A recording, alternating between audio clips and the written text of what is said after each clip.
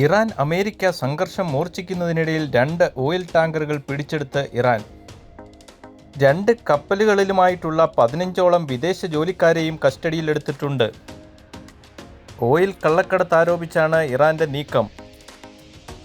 കപ്പൽ കസ്റ്റഡിയിലെടുത്തത് IRGCയുടെ അണ്ടറിലുള്ള naval യൂണിറ്റാണെന്ന് Iran അവകാശപ്പെട്ടു.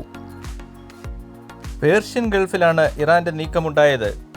ഫാർസി ഐലൻഡിനടുത്തായി സംശയകരമായി നീക്കം നടത്തിയ കപ്പലുകളാണ് കസ്റ്റഡിയിലെടുത്തതെന്ന് IRGC കമാൻഡർ അവകാശപ്പെട്ടു. പിടിച്ചെടുത്ത 2 കപ്പലുകളും തുറമുഖ നഗരമായ ബുഷേറിലേക്ക് മാറ്റിയിട്ടുണ്ട്.